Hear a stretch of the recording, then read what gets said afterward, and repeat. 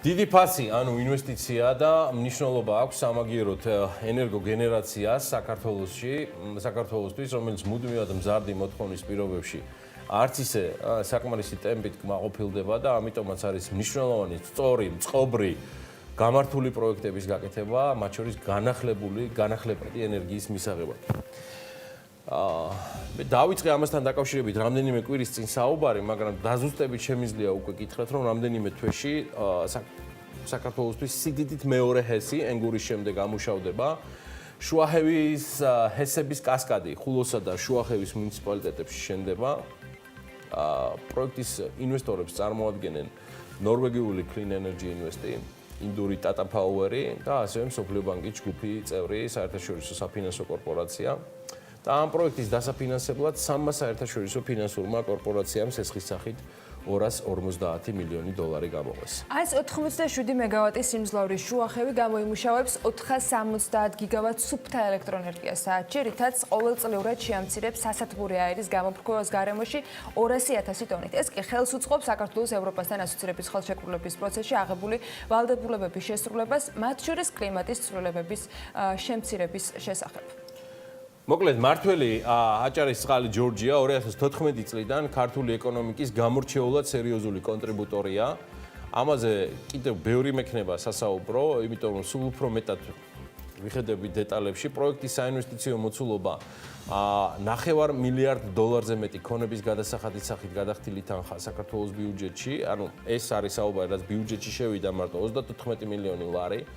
900-მდე დასაქმებული საქართველოს მოქალაქე, რეგიონის ძელვადიან განვითარებაზე ორიენტირებული სოციალური პროექტებისთვის კომპანიამ 8 მილიონ ლარზე მეტი გაიგო. თანხის მნიშვნელობის გარდა თვითონ პროექტებს მოგიყვებით მომავალში, რომელიც ძალიან მნიშვნელოვანია, ისიც ისეთია დასამახსოვრებელი, რომელიც იდეაში ბევრმა სხვა კომპანიამ შეიძლება საკუთარ თემებში გადმოიტანოს. და უკვე ახალი ამბავი კი სტუმართან ერთად უნდა მოვიკითხოთ. მე მადლობელი ვარ მისი, რომ პრაშანტ ჯოშმა, აჭარა წყალი ჯორჯიას აღმასრულებელმა დირექტორმა, მას შემდეგ რაც ჩვენ დავიწყეთ საუბარი შუახევი ჰესის კასკადის პროექტებზე, მადლობა განაცხადა, ისა თანხმობა განაცხადა, უბრალოდ მე ვარ მადლობელი თანხმობაზე, რომ და მოგზავნდა საქმე დილის სტუდიაში. Mr. Josh, great to have you with us. Thank you very much. Grateful for მოგესალმებით. დიდი მადლობა მოწვევისათვის. ჩვენ ვისაუბრებთ ინგლისურად. რასაც თარჯიმანი თარგმნეს სინქრონში. ჩვენ ვიკეთეთ მოწმეთ, რომ საკმაოდ დიდი დანახარჯი გვქონდა მიმართულებით, ამიტომ თქვენ მოგიწევთ გადათარგმნა. რასაც ეთქვით, გთხოვთ მოგვაწოდოთ ბოლო ინფორმაცია პროექტის შესახებ. ჩვენი ბიზნეს საზოგადოება და ყველა ვინც გვიყურებს და თვალს გადავნებს, უნდა იყოს საქმის კურსში იმის შესახებ თუ რა მდგომარეობაშია განვითარების რა პროცესია დღეს თქვენი პროექტი. როგორც იცით, ეს არის ერთობლივი წამოწყება საქართველოში უმსხვილესი ინვესტორებისა, საერთაშორისო კორპორაციული ფონდის მიერ და 2017 წელს წამოვიწყეთ ეს პროექტი. სამწუხაროდ ჰქონდა რაღაც დაბრკოლებები, მაგრამ მოხარული ვარ განვაცხადო, რომ 2020 წლის იანვარში ამუშავდება ჰესი. ჩვენ უკვე სამუშაოების დასრულების ბოლო ეტაპზე ვართ. სავარაუდოდ დავიწყებთ დეკემბრის უკანასკნელ კვირას ამ სამუშაოებს. მე გადავალ უშუალოდ ამ სამუშაოების განხილვაზე, მაგრამ მანამდე უნდა მივაწოდოთ ჩვენს მაყურებელს ინფორმაცია იმის შესახებ, თუ რა ეკონომიკური სარგებელი მოაქვს ამ პროექტს და რა არის კონკრეტული ციფრები. ინვესტიციის თვალსაზრისით ეს არის ერთ-ერთი უმსხვილესი ინვესტიცია საქართველოში, რაც შეეხება სახელმწიფო ბიუჯეტში შეტანილ წყვილს. აქაც ერთ-ერთი ყველაზე გამორჩეული პროექტია, მაგრამ ამას გარდა ეს პროექტი ასევე ემსახურება კორპორატიული პასუხისმგებლობის გადანაწილებას და $8 მილიონ დაიხარჯა ამ მიმართულებითაც განვაგრძობთ მუშაობას, რადგან პროექტის იდეოლოგია ემყარება იმას, რომ ადგილობრივი საზოგადოების დასაქმებისკენ უნდა იქნას ძალები მიმართული, ასევე განათლებისკენ, ინფრასტრუქტურის განვითარებისკენ და ცხოვრების ხარისხის გაუმჯობესებისკენ, რათა ადგილობრივ მოქალაქეებს ჰქონდეთ იმის საშუალება, რომ განავითარონ საკუთარი პროფესიული უნარები.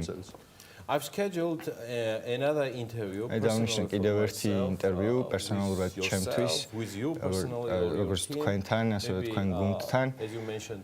როგორც თქვენ აღნიშნეთ, დეკემბრის ბოლოს, იანვრის დასაწყისში, როდესაც შუახევის პროექტი უკვე დასასრულს მიუახლოვდება, მინდა მანამდე ვისაუბრო იმ დეტალებზე, რის გამოც გადაიდო შუახევის პროექტი. ამჟამად სტატუსი არის შემდეგნაირი, ეს პრობლემები მოგვარდა კომისიას, რომ თანამშრომლობდა ადგილობრივ და საერთაშორისო გუნდთან და იანვრისათვის ეს ყველაფერი უნდა იყოს მოგვარებული, როგორც წინასწარ განსაზღვრა. დიახ, ჩვენ დარწმუნებული ვართ ამაში. კიდევ არსებობს მიმდინარე პროტესტი გარემოს დაცვის მიმართულებით. Believes in this regard და მიმართულებით არის სხვადასხვა მიდგომა, მაგრამ სანამ უშუალოდ ამ მიდგომების განხილვაზე გადავალთ, მოდი განვიხილოთ კომპანიის პოზიცია. Corporate citizens like the promoters of this company კორპორატული მოქალაქეები ხშირ შემთხვევაში აქცენტს აკეთებენ ხილ მიდგომაზე, როდესაც საქმე ეხება გარემოს დაცვას და უსაფრთხოების უმაღლეს სტანდარტებს იცავენ, შესაბამისად ამ განმსახედიდან არსებობს გარკვეული აღქმა, მაგრამ ეს აღქმა ხშირ შემთხვევაში ინფორმაციის დეფიციტით არის გამოწვეული საზოგადოების შიგნით. მთავარი შეშფოთება უკავშირდებოდა მეწყერს და ასე შემდეგ სხვადასხვა სახის ბუნებრივ კატასტროფებს. ჩვენ ვიცით, რომ ეს არის მთიანი რეგიონი და აქ მეწყერი ისედაც ფიქსირდებოდა წარსულში. ჩვენ ვახორციელებთ პროექტს, რომელიც მოიცავს შესაბამის მონიტორინგს და ჩვენ გვინდა დავარწმუნოთ მოსახლეობა, რომ არანაირი მეწყერს არ გამოიწვევს ეს პროექტი. ჩვენ ასევე გავდივართ რეკომენდაციებს კომისიასთან იმასთან დაკავშირებით, თუ კონკრეტულად რა ნაბიჯები უნდა გადავდგათ პროექტის ფარგლებში. პროექტის პირველ ეტაპზე ჩვენ გავატარეთ განვახორციელეთ მონიტორინგი ყველა მიმდებარე სოფელში, რომელსაც პროექტი მოიცავს. ეს ასევე ჩავრთეთ ადგილობრივი საზოგადოებისა და მთავრობის წარმომადგენლები, პროექტის მონაწილეები და დამოუკიდებელი ექსპერტები, ანუ ყველა პროექტის ყველა სავარაუდო მონაწილე და შედეგად მივიღეთ დასკვნა, რომ წყალდიდობასთან არ იქნება დაკავშირებული ეს პროექტი. ჩვენ ვიცით, რომ სეზონური წვიმები არსებობს, ხშირ შემთხვევაში ასე ვთქვათ, გამინძე არის დამოკიდებული, მაგრამ ამ შემთხვევაში ყველა უსაფრთხოების ყველა ზომა იქნება დაცული და ხშირ შემთხვევაში ესეთი შეშფოთება მოსახლეობაში გამოწვეულია ინფორმაციის დეფიციტით. ერთადერთი ისი გაკეთებაც საჭიროა ამ შემთხვევაში არის ის, რომ ამაღლოთ ცნობიერება, მივაწოდოთ მათ ინფორმაცია. ეს არის მთიანი რეგიონი, სადაც ინფრასტრუქტურული აქტივობები ისე ეფექტური იქნება, შესაბამისად ჩვენ გვინდა დავეხმაროთ სოფლებს იმისათვის, რომ მათ ჰქონდეთ წვდომა სასმელ წყალზე და დაძლიონ ის პრობლემები, რომელიც ამასთან არის დაკავშირებული. ჩემი ბოლო შეკითხვა უკავშირდება ფაქტს და არა აღქმას. ჩვენ გვაქვს ინფორმაცია იმასთან დაკავშირებით, რომ თქვენ ფინანსურ კომპენსაციას აძლევთ ადგილობრივი მოსახლეობის წარმომადგენლებს და როგორ რატომ გადაწყვიტა კომპანიამ ეს ამ ფინანსური სქემის შექმნა, კომპენსირება მოსახლეობისათვის.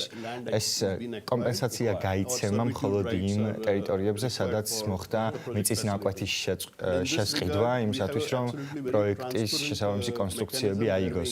შესაბამისად, ჩვენ გვაქვს მექანიზმი, სადაც ჩართულნი არიან დამოუკიდებელი ექსპერტები, ვაფასებთ ვაძლევთ საბაზრო ღირებულებებს და შეფასებებზე დაყრდნობით გავცემთ კომპენსაციას.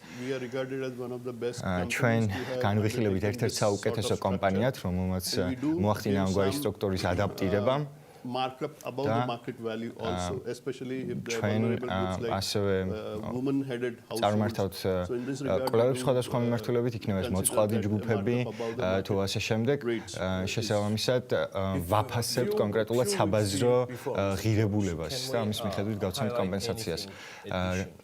კიდევ რამის ხაზგასმა თუ გსურთ რამდენიმე კვირით ადრე, სანამ მოხდება პროექტის ინიცირება, მე ვიცი რომ ეს არის მეორე ყველაზე დიდი ჰესი, რომელიც ნულიდან იქნა ფაქტობრივად აგებული.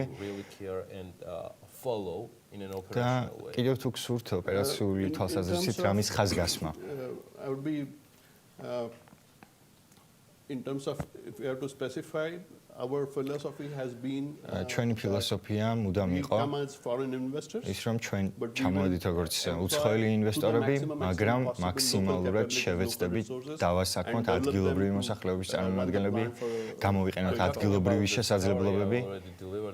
ვსაუბრობ იმ ისტორიაზე, რომელიც უკვე გავაცანი მაყურებელს, ქართველი ინჟინერები, რომლებიც თანამშრომლობენ თქვენს გუნდთან, ეს არის უკვე მოქმედი გუნდი, რომელიც ფუნქციონირებს შუახევში. თითქმის 90% ოპერაციული საქმიანობებისა ამ ოპერაციული საქმიანობის ჩართულნი არიან ქართველები. ჩვენ თანამშრომლობთ ქართველ ინჟინერებთან, რომლებიც მუდმივად ადრონებენ თვალს პროექტის მიმდინარე პროცესებს. ამ შემთხვევაში საქართველოს არ ქონია შესაძლებლობა ხანგრძლივი პერიოდის განმავლობაში რომ ამ სახის პროექტებში ყოფილიყო ჩართული, შესაბამისად ჩვენ ვაწვდით მათ კონსულტაციებს, წარმატებები. ჯოში აჭარისწყალი ჯორჯიას აღმასრულებელი დირექტორი გსტუმრობდა. შუახევი ჰესზე კიდევ ბევრს გაიგებთ და მოგიყვებით. ისევე როგორც აუცილებლად დავესწრებით არა მხოლოდ პრეზენტაციას და გახსნას შუახევი ჰესის, რომელიც როგორც აჭარისწყალის ჯორჯიას აღმასრულებელმა დირექტორმა ბრძანა დეკემბრის ბოლოს მაქსიმუმ იანვრის შუა პერიოდში იგეგმება. ამასაც დავაკვირდებით.